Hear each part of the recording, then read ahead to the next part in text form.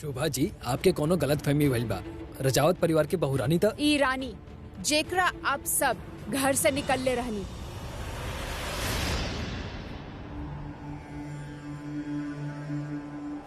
और एकर परिणाम जानता नहीं, जेल हो सकेला आप सबके।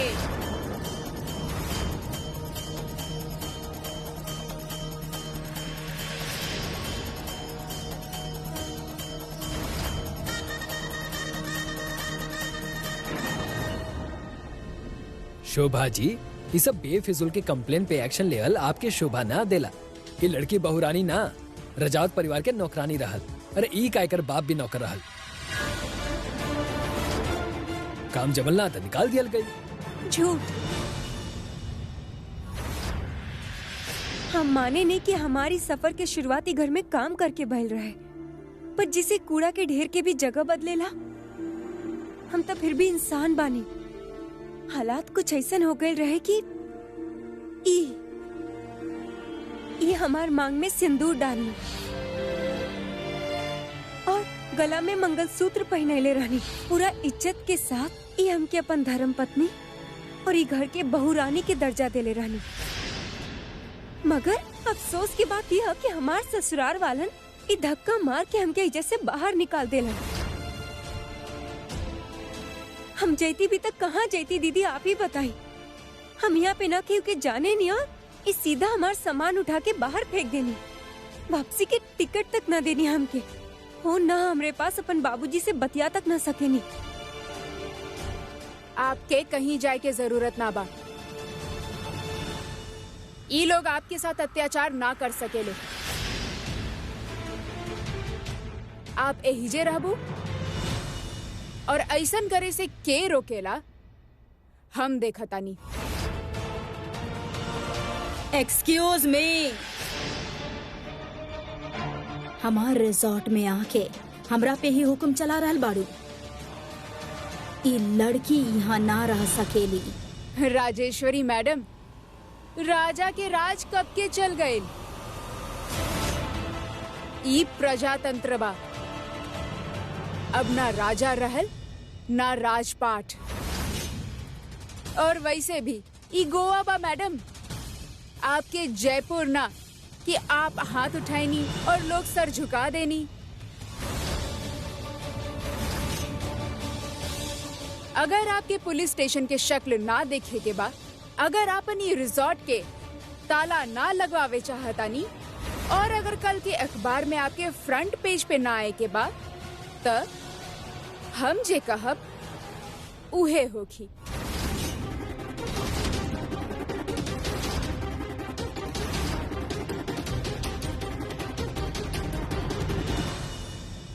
आप घबराई मत, कुछ ना होखी। अगर कुछ भी लगे तो हमारा नंबर बाना। जी, पर्ची पर लिख देले रहनी हम। गुड, पर्ची संभाल के रखिए। हम और हमार एनजीओ आपके साथ बा। थैंक यू दीदी। अब तो सच में देवी माँ बन के हमारी जिंदगी में आ गई नहीं। हमरा से छीनल छत हमके वापस लौटा देनी आप। दिल से थैंक यू।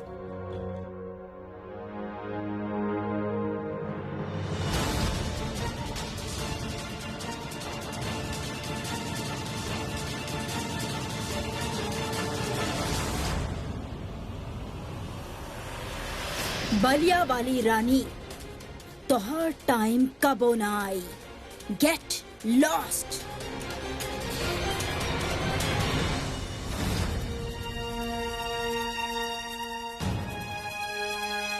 इनकर और जन हमार रिश्ता रहल, अब वो खत्म।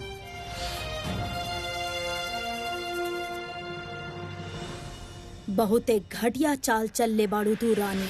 तहरा का लगल हम एनजीओ वालन से डर जाए? अरे ऐसन लोग तो हमार चौखट पे आके चंदा मांगे ले। तहरा ना हम छोड़ब ना।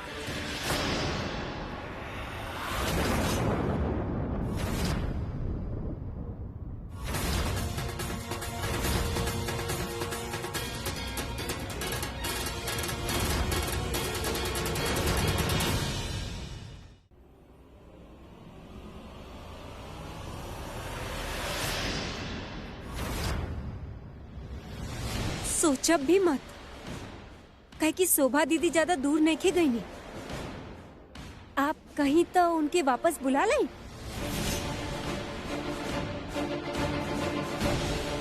काहे कि यहाँ जे तमाशा चल रहा है ना, ई रस्म, ई ब्याह के जोड़ा, उस सब की सच्चाई अगर हम उनके बता देब ना, तो ये आलिशान चौचक रिसॉर्ट के बदले आप सब जेल में जाइब फिर से।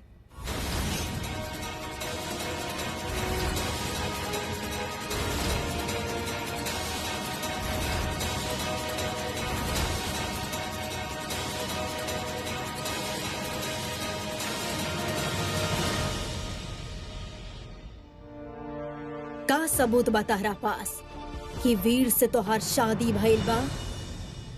कागज भले ही ना रानी साहब, मगर तस्वीर तहा ना।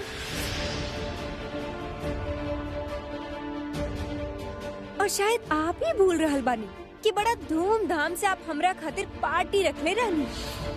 आधा से ज्यादा जयपुर जाने ला कि हम वीर प्रताप सिंह रजावत के धर्म पत्नी बानी।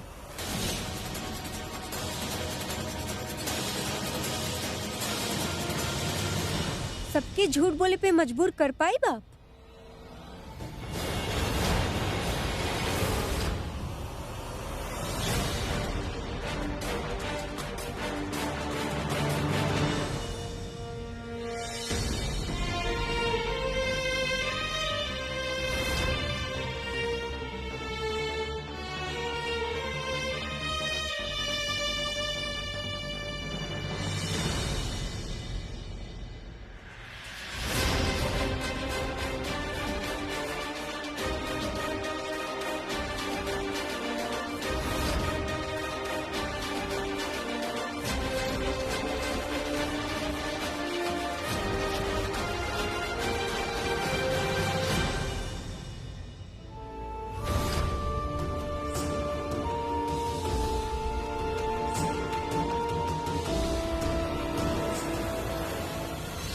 अब हमार बात ध्यान से सुन। कल रात जे भैलू डॉक्टर साहब की न पता चले के चाहिए। ई देखा वीर, बिरजू के वॉलेट में हमरा का मिलल बा।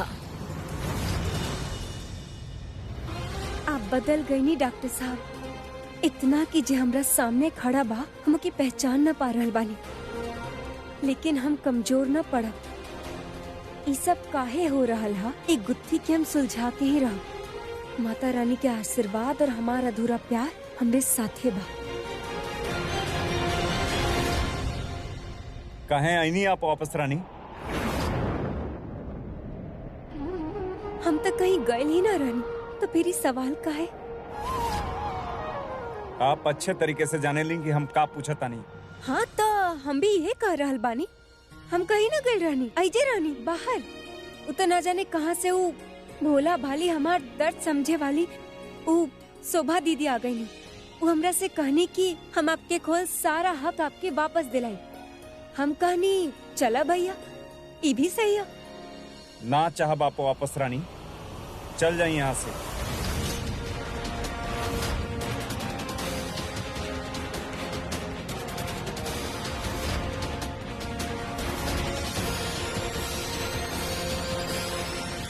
अब आपके चाहे न चाहे से सब तय ना हो कि डॉक्टर साहब, हिस्सेदारी हमार भी है, वो भी बराबरी की। जे हम खोले बानी वो हमके वापस चाहिए।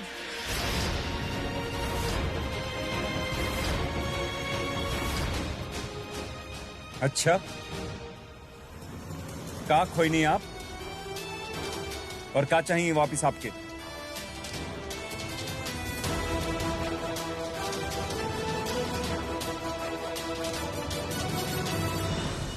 करोड़ 80,99,575 रुपया और 25 नया पैसा।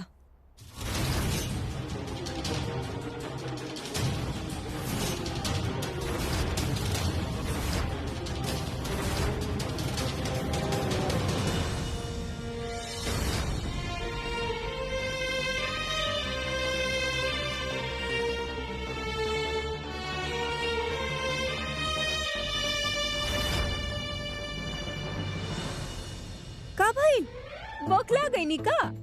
हैरान बानी, अरे चंपा दीदी अब मुंह बंद भी कर दी, मक्खी घुस जाए अंदर। अभी तो और भी बाकी है। वैसे तो आप सबके पता ही होगी कि गणित में हमार हाथ कितना साफ है। तो अगर हिसाब लगैले हो खब तो सही लगैले हो खब, है ना? लेकिन आप सबके बहुचक्कापन देख के ना हमके बिल्कुल भी अच्छा ना लग रहा है। तो हम सोचा तानी काहे ना मामला सरल कर दे बतानी आपके खातिर। तो सुनी, इतना दिन जे हम आपके साथ रहनी, हमार इंजीनियरिंग के पढ़ाई में जे ढील पड़ल ओकर होखल पूरा 50 लाख।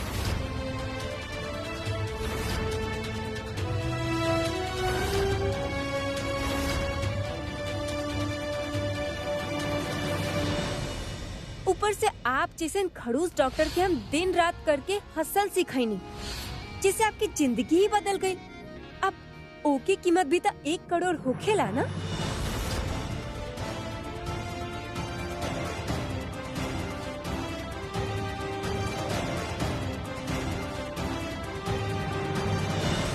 और आप सब हमके नौकरानी नौकरानी बुलावेली ना, तो नौकरानी भी तो काम करके पैसा लेवेली ही। तो हम जे काम कैनी, साफ सफाई इत्यादि, ओके कुल मिला के कितना होगी? 20 लाख। और ओके बात ना जाने हम कितना बार बेइज्जती सहनी, कभी पलट के जवाब तक ना देनी। ओके भाई पूरा 50 लाख। अब ई तरह से एक एक करके हम पूरा हिसाब देवे लग गई नी, ता सारा जायदाद लुट जाई, बाकी ना। तो ई जे ऊपर ऊपर से है ना 10 करोड़ और कुछ चिल्लर, वो दे के मामला निपटा दे। अभी खातिर इतना में ही काम चला ले भी।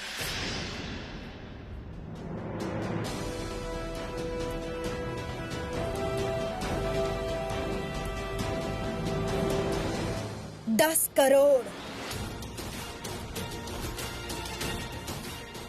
ओकरा में कितना जीरो होखेला पता भी बा? बड़ा आयलू हमरा से पैसा मांगे वाली, दिखा देलू ना अपन घटिया सोच। हाँ रानीसा, हमार सोच घटिया। आप ही तो हमेशा हमरा से कही नहीं कि आपके पास भर भर के पैसा, तो छोटा सोच तो आप ही दिखावतानी ना। आप जाने नहीं हमारे बाबूजी का कहलन, छोटा सोच और पाँव में मूछ इंसान के ज्यादा दूर न जाए देवेला। ऐसे जाए दी मामला इजे निपटा दी, खत्म करी बात के। काहे कि हम तो इजा से न जाए वाली।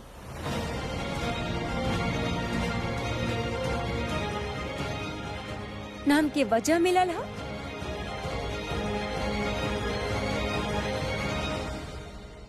और न ही तलाक।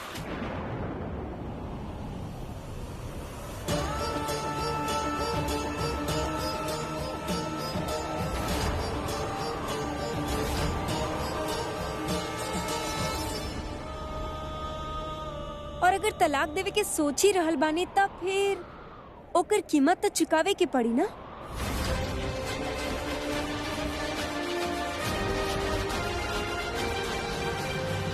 दू पैसा के औकात नहीं खे तोहार। बड़ा आयलू हमरा से 10 करोड़ मांगे वाली। औकात के बाद आप नाही करी तो बेहतर हुई रानी सा। धक्का देके अपन बहू के घर से निकलने रही आप, याद बा? और एक बात बताइए, आपके घर में छिछोरा और पूरा शहर में अच्छाई की ढिंडोरा, ये हिसाब बा आप साहिल लोग के। सब झूठ बात ससुरा। अरे बिरजू शांत हो जा, हम बात कर रहल बानी ना। दिए हमके ही पैसा देव की ना डॉक्टर साहब।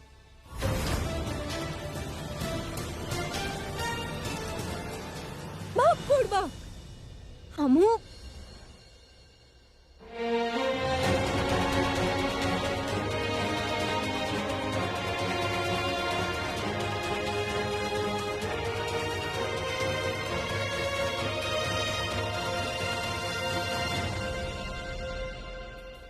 अब जब तक हमके हमार पैसा न मिल जा, ई रहल हमार सिक्योरिटी डिपॉजिट। का कहले कियारा जी? दाना दाना पे लिखल होला खाए वाला के नाम।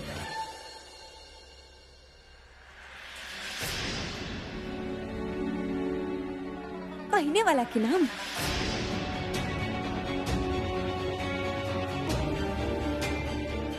जौन तरह डॉक्टर साहब के सब हिसाब हमरे साथे बा, वही तरह उनकर हर चीज पर हमार हक है।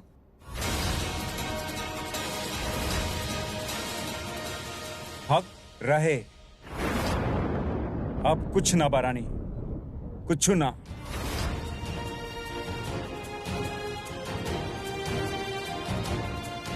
हिसाब चाहिए आपके? ठीक बा, वो पूरा हो जाई, चिंता मत करिए आप।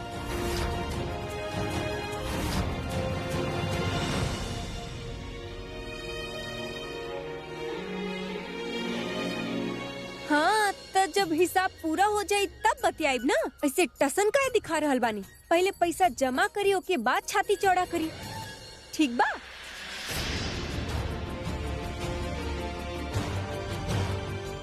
चलिए फिर, सभा समाप्त, रस्म पूरा भई। Enough is enough. कब से देख रहल बानी ड्रामा कैल जा रहल बाड़ू। करे का चाहेलू तू?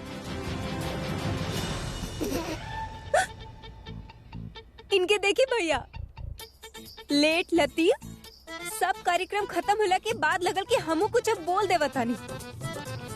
देखी क्यारे जी, बात कहा ना, आपके अंदर कहा भली आपके ना पता है, पर हम अच्छा से जाने ने कि हमार अंदर कहा और हम का चाहिए। ऐसे आप चिंता मत करी, बुझनी की ना? सही कह रहल बानी आप भाभी साहब। यहाँ लोग बड़ा कंफ्यूज्ड बाड़े। इतना भी ना समझेले कि वह करे के चाहिए जो उनकर दिल कहेला। खैर, कोनो बात ना, आप अपन काम करी, हम अपन तरीके से चीज ठीक करते नहीं। चल जाए क्या रहा? कुछ हिसाब हमनियों के अधूरा बा।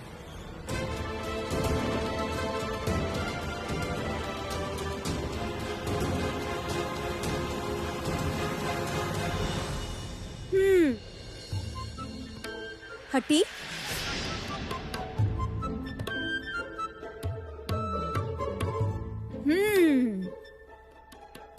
तब भैया हिसाब तब पूरा होगी, चुन चुन के पूरा होगी। तो डॉक्टर साहब, कैसे लगल आपके हमार भौकाल?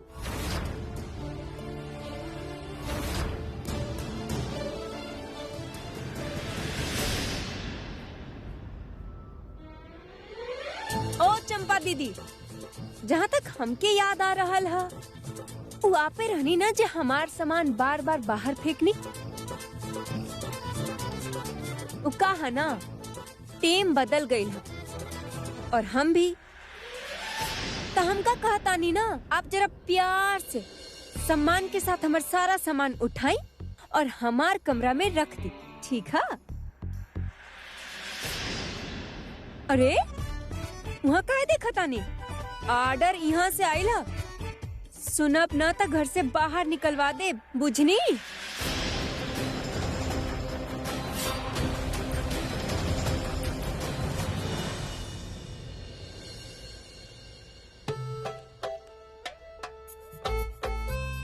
अब जब तक हमार हिसाब पूरा ना हो जात ना, ई घर के बहुरानी हम बानी। ताकत और फैसला दोनों लेवे के हक है हमरे पास।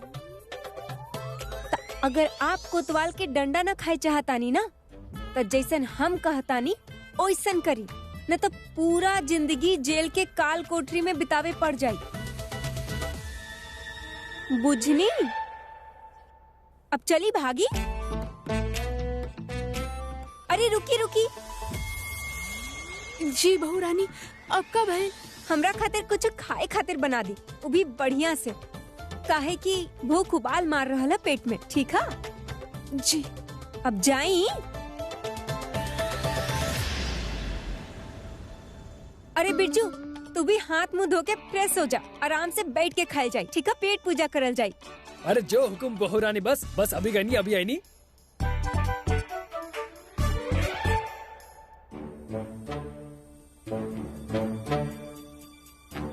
अरे आप सब ऐसे खड़ा खड़ा का देख रहल बानी? हमका अकेले खाइब का? आप सब भी चली साथ में बैठ के खाइब, ठीक है?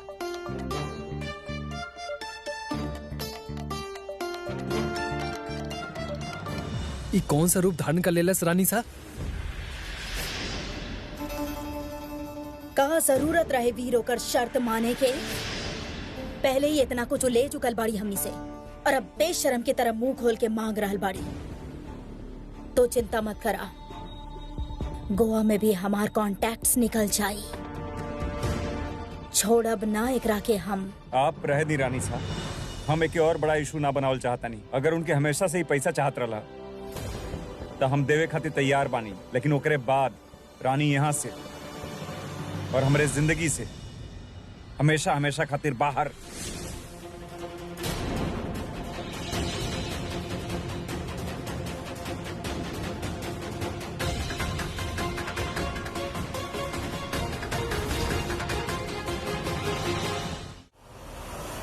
का बदतमीजी बाई? हम बदतमीजी कर रहल बानी? तू तो शादी करके बहुत महान काम कैले बाड़ू ना। खुद के जान ना पोलू तू क्या रहा? अपन अंदर झांक के खुद के पहचान ना पोलू तू। कहे का चाह रहल बाड़ा तू? हम कुछ गलत काम ना कईनी। ग्रेट, फिर तो तोरा कोनो बात के डर ना लगे के चाहिए। एक काम करता नहीं, तुहार घरे फोन करता नहीं भाई, तुहार पेरेंट्स की भी तो पता चले तुम्हारी नया शुरुआत के बारे में। आई एम श्योर बहुत खुश होती हूँ। विक्रम प्लीज। विक्रम बेटा, कैसन बड़ा? हेलो आंटी, हम तो बिल्कुल ठीक बानी, लेकिन ये क्या रहा ना, एक्चुअली ओकरा ना आपके कोई स्पेशल न्यूज देवे के बाद ले ना बात करी।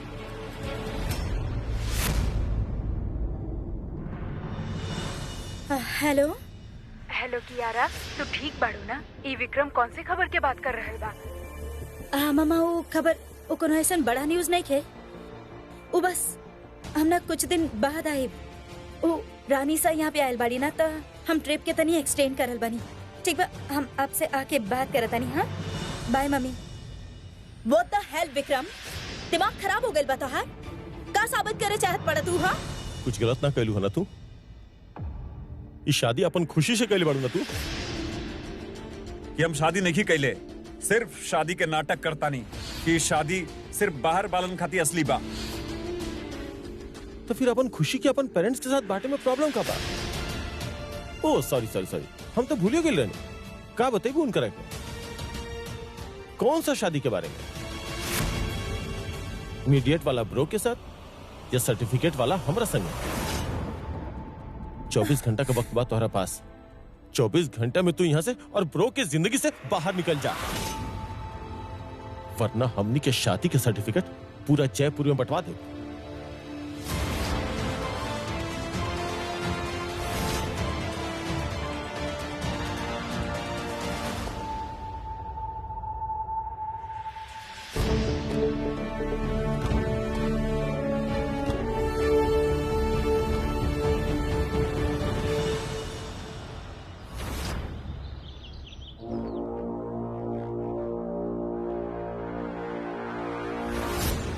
जे हम खोइले बानी वो हमके वापस चाहिए। 10,80,99,575 रुपया और 25 नया पैसा। आप ही तो हमेशा हमरा से कही नहीं कि आपके पास भर भर के पैसा है, तो छोटा सोचता आप ही दिखा रहल बानी ना। 24 घंटा का वक्त बा तुम्हारा पास। 24 घंटा में तू यहाँ से और ब्रो के जिंदगी से बाहर निकल जा, वरना हमनी के शादी के सर्टिफिकेट पूरा जयपुर में बंटवा दे। रानी सा, सब्जी ले माप। और वीर कहाँ बा? का बात बा? जी रानी उनके खाए खातिर बुलाए गई बिया। हम मना कैले रहनी रानी सा ओकरा कि तहर काम ना बा, लेकिन वो मनलस ही ना और उल्टा हमके धमका देलस। जब से आयल बिया तब से ओकर तेवर कुछ ज्यादा ही बदल गइल बा और कहलस कि डॉक्टर साहब हमार पति बाड़े हम ही लेवे जाए, तो हम भी चुप हो गई।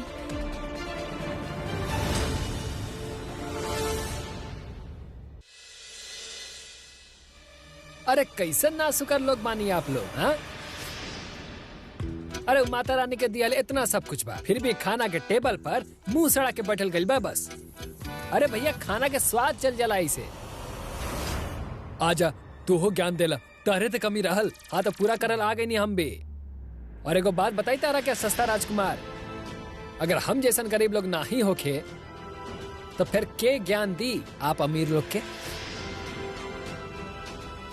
भूख के तड़प का होला हम गरीब लोग से बेहतर के समझीबे।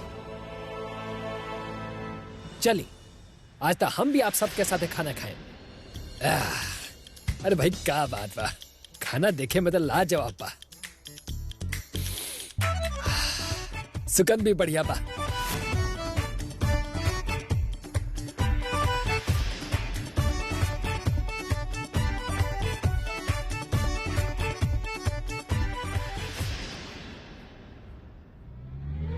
वाह खाना तो बढ़िया बनाई ले आप लोग।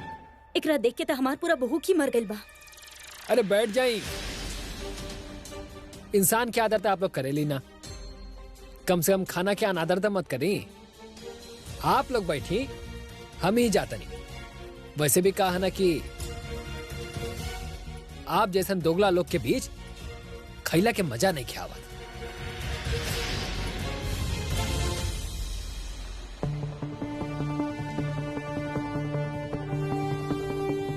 बहू रानी के राज में दबा के खाएम हम। कब तक चलिए ऐसा रानी साहब, सुबह शाम बेइज्जती साल जाता, वो भी गांव वाला लोग से। हम तो कहते के अपन पर्स में हाथ डाली और 10 करोड़ निकाल के मारी एकरा मुंह पे, तभी दफा होई ये लोग। वो यहाँ पैसा खातिर ना आयल बाड़ी, ओकर इरादा कुछ और बा। बाकी का डॉक्टर साहब हम आपके खाना खाते। जितना जल्दी हो सके उतना जल्दी पैसा हमारे अकाउंट में ट्रांसफर करी। अकाउंट्स बाद में संभाल लिया जाई, अर्जेंट बा, केहू के मुंह पे मारे के बा।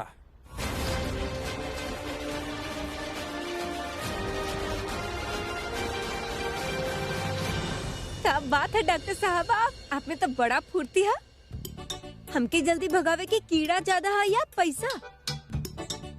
कम पैसा मांग लेनी ना, हम ज्यादा मांगे की चाहत रहे ना। अरे सुनी तो पूछब ना हम काहे कहा तानी पैसा कम मांग लेनी। हमके आपके कोनो भी बात में कोनो इंटरेस्ट नहीं खे, समझनी आप? पर हमके बतावे के भी तो हाँ।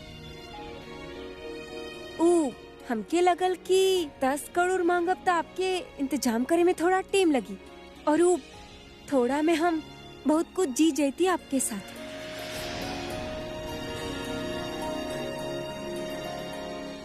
अभी भी देर नहीं के भैल रानी, और पैसा चाहिए मांग लें, मिल जाई। आपसे छुटकारा पावे खातिर हम अपन सब कुछ खोए के तैयार बानी।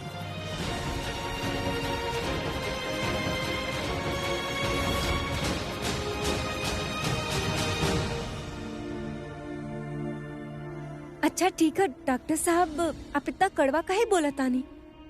हिसाब किताब तो सारा जिंदगी चलत रही।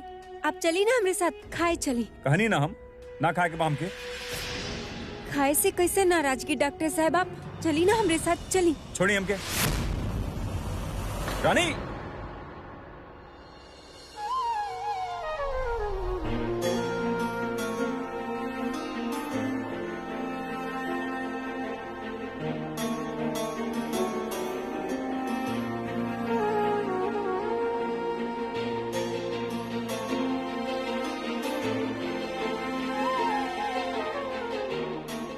ज़बान चाहे कितना भी झूठ कहे ना फैला दे डॉक्टर साहब, आँख के सच छिपावे के कला ना हवेला।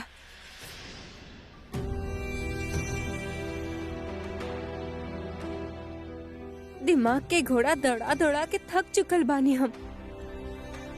आखिर बता भी दी सच कहा, काहे इतना मेहनत करवा रहल बानी हमरा से?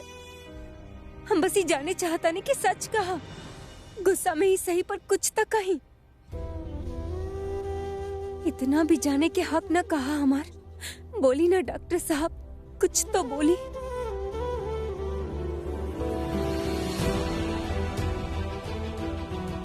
रानी, रानी,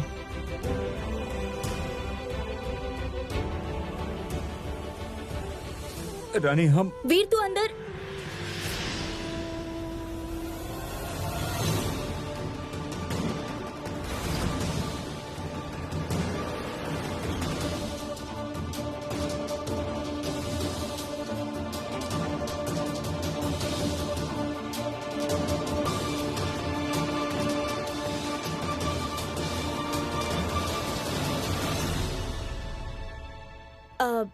वीरू रानी सा तारा बुला रहल बाड़ी।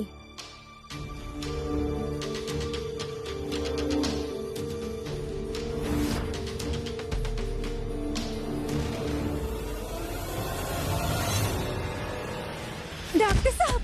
रानी, वीर रानी सा तोहार वेट कर रहल बाड़ी।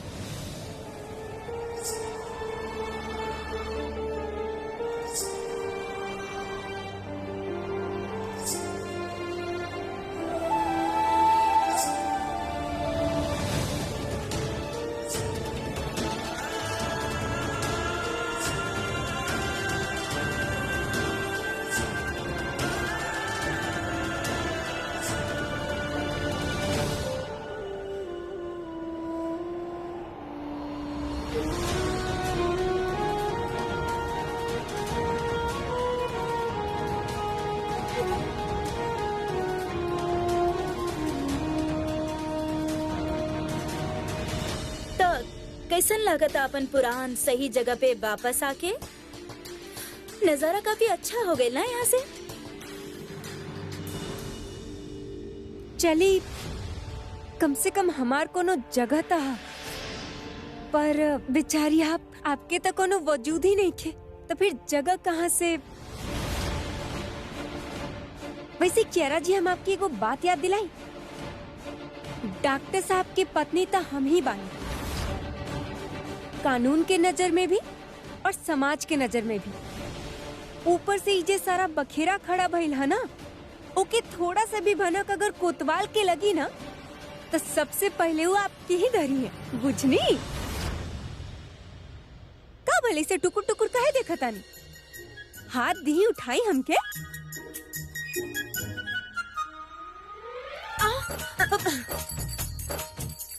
हाँ, माता रानी कितना भला बानी आप, कितना सम्मान करेली हमार तो आँख भर आइल। धन्यवाद आपके। चलो तानी। धन्यवाद माय फुट।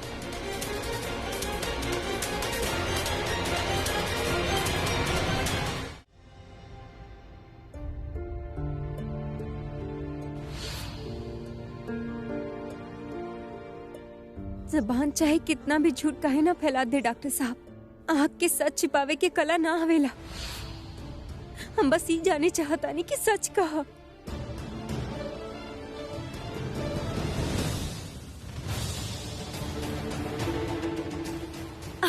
अरे वीर, तोहार फेवरेट खाना बनल बा, हम सर्व कर देता नहीं। हम ना कियारा, भूख नहीं के तारा के?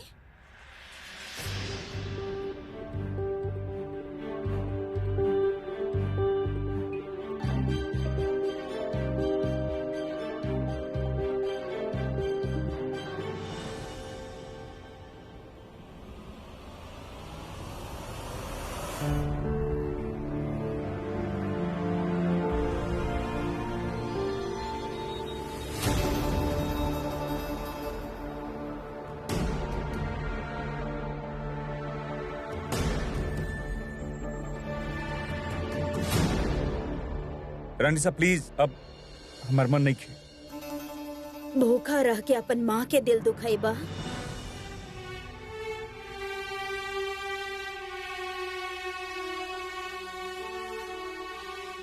रानी साहब प्लीज, आप रोई मत प्लीज। ठीक बा, तो फिर खाना खाएं। वीर, परेशानी तो जीवन भर आवत रही, जिंदगी के दस्तूर बाऊ।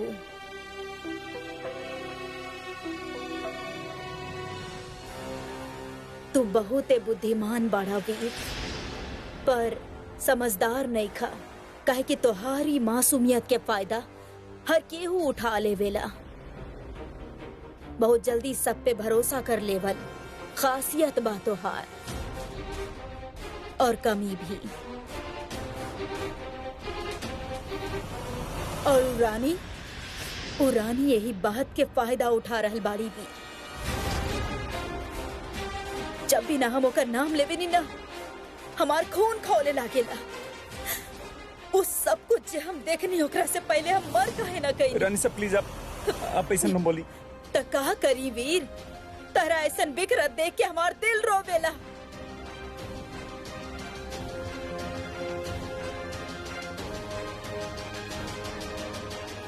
हमार बात माना वीर, जाए दा ओकरा के। बहुत सह चुकला तू वीर, अब खुद के और सजा देवे के जरूरत नहीं खे तारा के।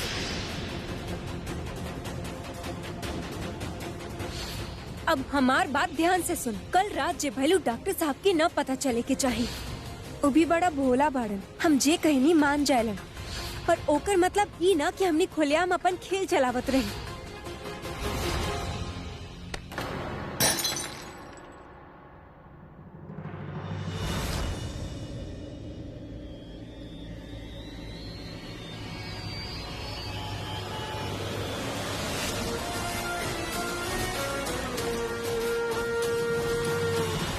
जी डॉक्टर साहब हमके अपन वजह बता ही वाला रहलन, मगर अचानक से कियारा जी आ गई और फिर वो निकल गईलन। चलिए फिर सामान बांधल जाओ। हैं? अरे हैं का इजा का करबू रह के अब बताओ हमरा के।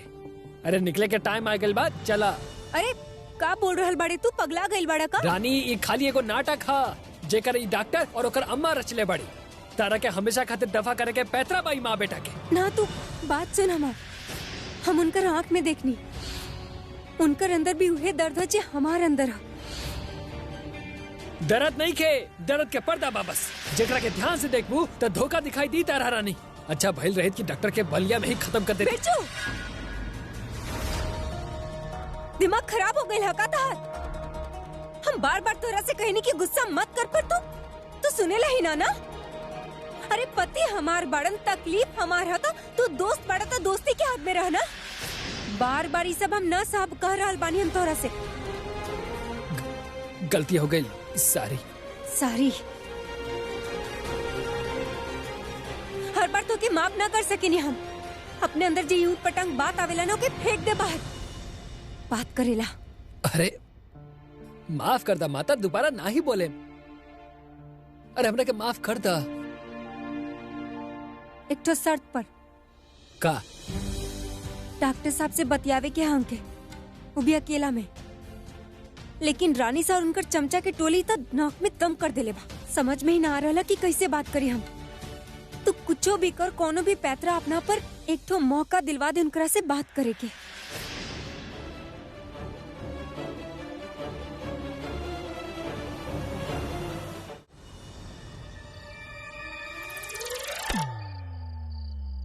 ए के फेंकलसी?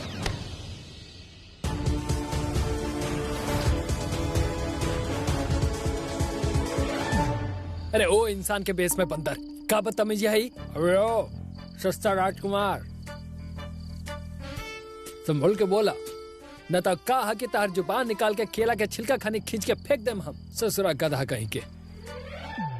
गधा होगबा तू, तमीज से बात कर, समझला ना? अरे ओइजा से का गुंडाई दिखाओ तरा, एजा वा हमरा लगे, फिर हम दिखाओ तनी अपन दबंगई। अरे हाँ डर तनी का तारा से।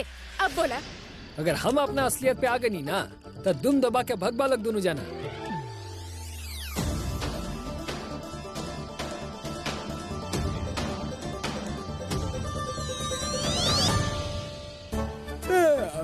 चला भैया, हमरा नींद आवता, हम जाता नहीं। हाँ? डर गई।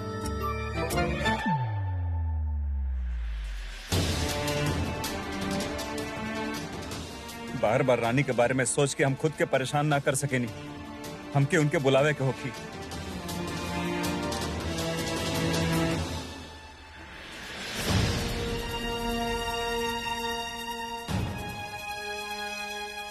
यहाँ का करता नहीं आप? हमके आपसे बात करे क्या, हमके आपसे कोनो बात ना करे के बाद लेकिन हमके आपसे बात करे क्या। चलिए हमरा साथे। हम कहीं ना जाई।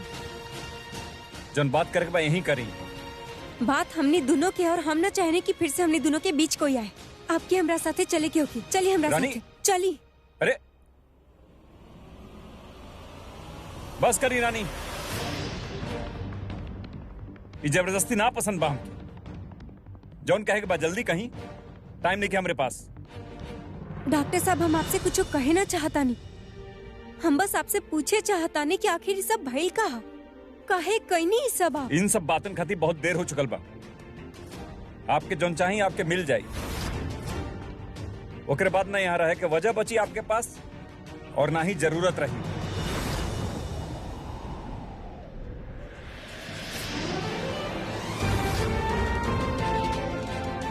मतलब पैसा दे के हमने दोनों के बीच में जो रिश्ता है ओके खत्म कर दे बाप, ये कहे चाहता नहीं आप, बताई।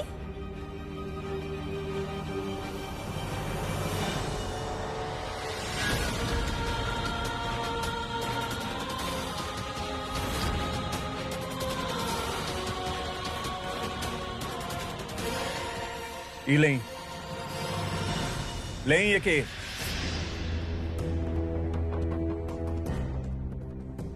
एक कागज पर लिख दें कि आपके आपन पैसा मिलने के बाद हमारे परिवार पर, घर के लोगन पर और हम पर आपके कोनो हक ना रही।